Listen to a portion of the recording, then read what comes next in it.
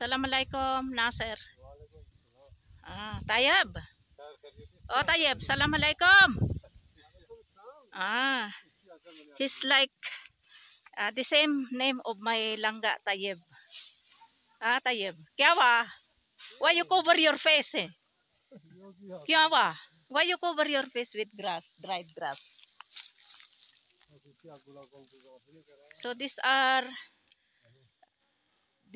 dried grasses and corns. The harvest from here. Oh yes, this one also. And these dried grasses can be eaten by animals like cows, buffaloes, goats during winter season, especially on snow falling. So December start already winter. It's very, very cold now.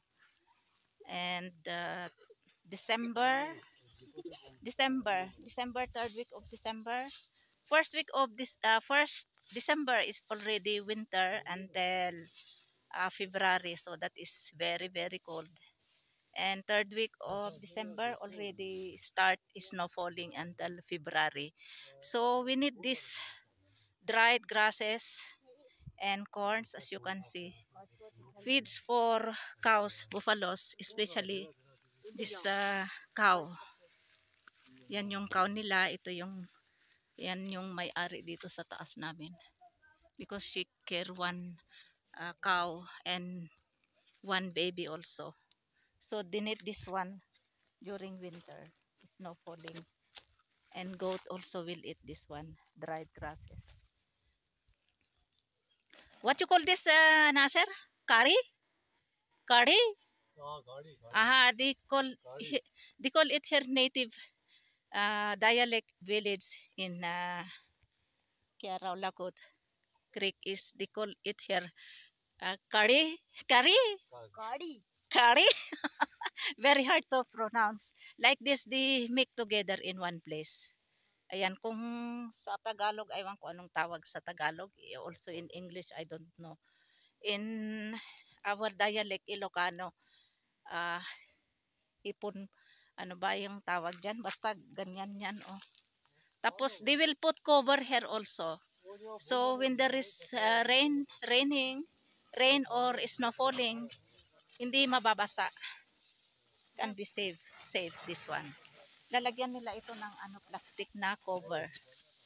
Ayan, oh. Oh. Ayan, oh, starring. Ito yung may-ari dito sa taas namin, yan. Kasi may alaga nga siyang baka, tapos yung anak niya. Yun doon sa taas. Ayun, oh. Ito naman yung bahay namin, oh. Oh.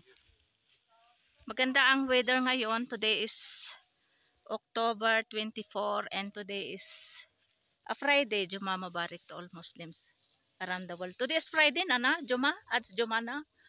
Friday. So that's why there is holiday also for school. So that's why they come here to make this one, curry. And this one who is making brother of owner of this house. Yan. Very good. Yeah, wala oh. Yeah. Also this one. Wala we dry eh. So ito yung mga nakat noon na mga corns yan. Yan dyan. Kaya very, very dry na. So doon na nila nilagay. Yan. Doon. So ayun o yung i-cover yan. Yung orange na yan. Yan. Yung mga dried grasses din dito, yung may-ari yan doon. So bali bininta yata yung mga dried grasses at saka mga corns, leaves. Yan doon. Bininta. So dito hindi sinusunog yung mga na nakakat na mga dahon ng dried grasses and then yung corns. Kasi pagkain yan ng mga animals, especially during winter. O ito mga ano din ito oh, mga dahon. Pero yung mga dahon sinusunog yan. Ayan oh.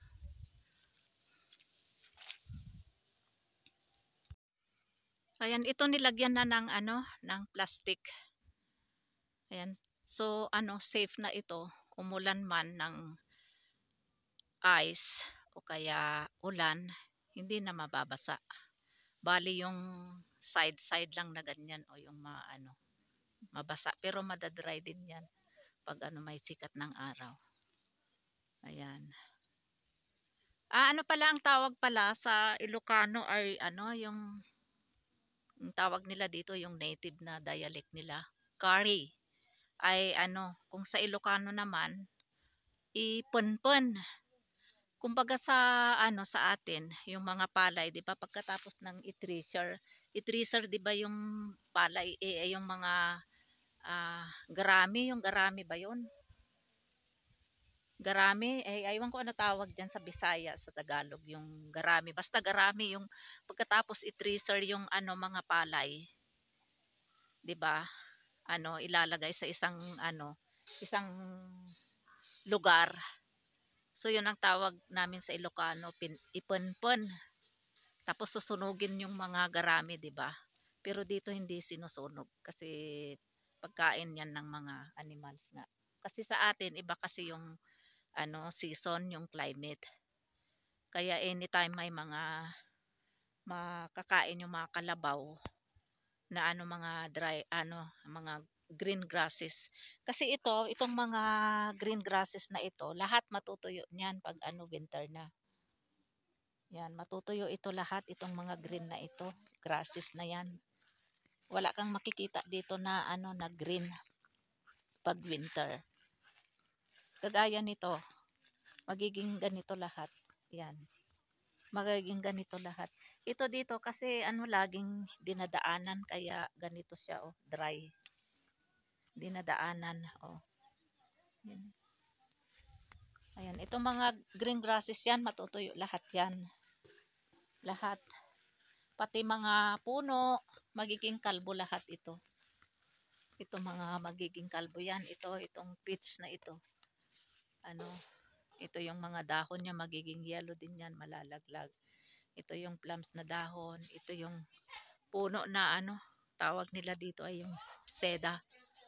Magiging, ano, malalaglag lahat yan. Tingnan nyo yun doon. Oh. Nalalaglag yung mga dahon. Kaya marami akong wawalisan. Oh, hanggang doon. Magiging tuyo lahat ito. Magiging kalbo. Itong mga puno. Except itong mga pine trees. Yan, magiging ano lang yan. Remain lang yan siya na may mga dahon. Green na dahon. Yung mga pine trees. Yan, ito lahat. Oh, mawawala lahat yan.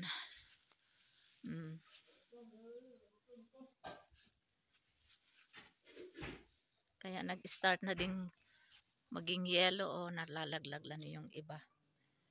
So araw-araw wawalis ako dito.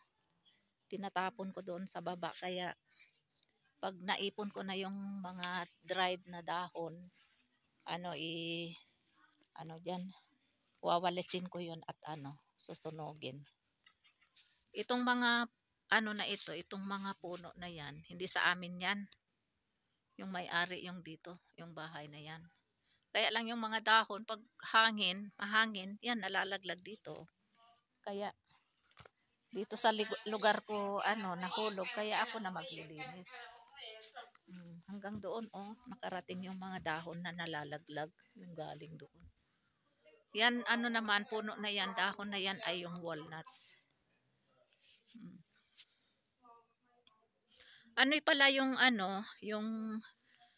namin, yung dried mais na namin doon, yung binidyo ko noon doon. Bininta pala nila kay sa may din alaga na buffalo. Kaya lahat yung may mga alaga na cow o kaya buffalo, meron talaga sila nito. Yan. Yan yung curry na yan, curry. Ayan. Kasi hindi pwede pag winter talaga na wala silang pagkain kasi nga madadry ito. Except yung mga may pagkain naman sila na nabibili, yung mga feeds ba.